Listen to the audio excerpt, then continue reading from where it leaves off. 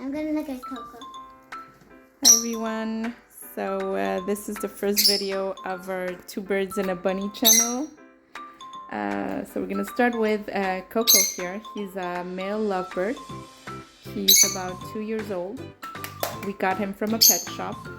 Don't hate us for that. There are not many birds in the shelter here where we live. There are more cats and dogs, which was not an option for us. We used to have a dog. We actually had 2 dogs, and it's a lot of responsibility right now, and we just weren't equipped for that. And I'm allergic to cats, so cats is a big no-no here. So we did end up buying this lovebird. It was actually the last one in the pet shop. It was not the color we wanted him to be. We actually wanted mango-faced, red-faced. Peachy face, there you go. That's my daughter. She's peachy faced one. They didn't have one. And he looked so sad in his cage, and so we said, well, let's just grab him. And so we did. And he's been with us ever since. He's actually quite sociable. He flies to us. He's an asshole. It's supposed to be a PG-13 thing. And he is quite lively, and he's quite expressive. But he's quiet most of the day. And unless he's hungry or he knows we're about to give him something to eat. And this is his cage.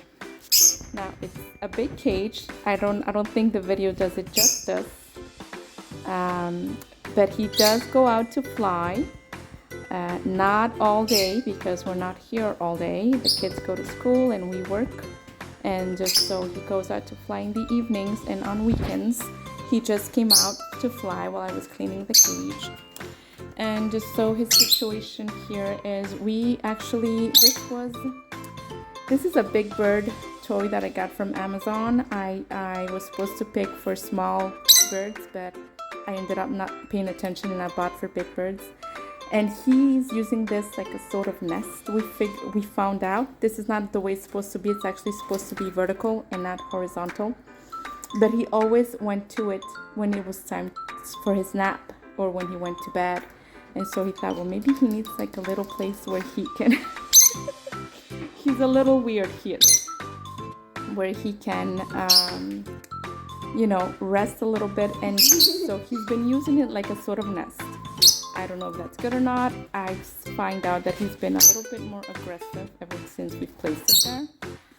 But not with the children. He's not aggressive with the children. The kids can peek their fingers out through the bars and he doesn't seem to bite them. But he is aggressive with me, which I found really weird because I'm the one who takes mostly care of him. I'm the one who cleans his cages. I'm the one who cuts his nails. Maybe that's why I'm the one who handles him the most, so he doesn't like that. And so other than that, he has his cuddle bone. He has his pear-shaped vitamin thing here. He doesn't really eat that. He's had several of them. We had a red one which he was obsessed with, but we can't find that anymore. And so he doesn't seem to pay attention to other ones. He has his water bowl and other toys. And I know, I'm gonna get more hate for giving him that treat. He only gets those treats once a month when I clean his cage entirely. I clean his whole cage once a month, and every afternoon I clean the bottom. I pick up the bottom of his cage from all the feces and everything, and he gets his little bird pellets here, which I think is, I'll show the brand later. So yeah, so now he's just finishing up his molt. Well, like losing his feathers. He does that twice a year. Fall and spring, so which is now it's fall, and he wants to be let out again, but we're not gonna let him out because we have another bird, and he is extremely aggressive. So once we got him, we were looking for a lovebird because my daughter thought that they were all lovey-dovey. That is a terrible misconception. Lovebirds are extremely territorial. They are extremely aggressive to other birds, to other species of birds.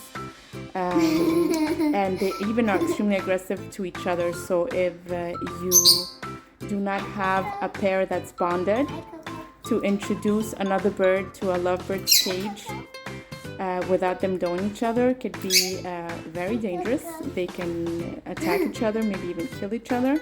So if you're gonna buy a pair, make sure that they're bonded. But he was alone. He wasn't with any other bird, and we have not tried to buy any other Lovebird for him. He's not alone. He's here in the kitchen, where we are 99% of the time. And so that's Coco for you. Yeah, his wings are clipped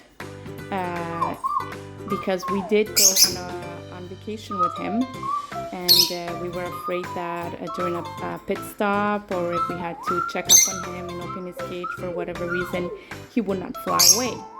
And but they're growing back now, and they will stay that way so he can grow back. He can go back to flying like he used to. I'm sorry, the camera isn't focusing. There it is. And so you see all the little prickly feathers on his head. Yeah, that's the new feathers coming in. So that's Coco. And that's him. Oh yeah, and the little thing that I have here is actually a sort of like a warming plate. You see that he wants to attack me. He's very territorial in his cage. He only does that with me because I'm the one who handles him the most, and so he doesn't really like being handled, so he always thinks that I'm gonna grab him. This is just to warm his cage at night. It's starting to get cold here where we live, and so we turn off the heaters at night, and so so that his cage can stay warm, we plug that in at night, and he sleeps really well. And so that's Coco, and next we'll have the budgie. Say bye, Coco. Bye. Okay.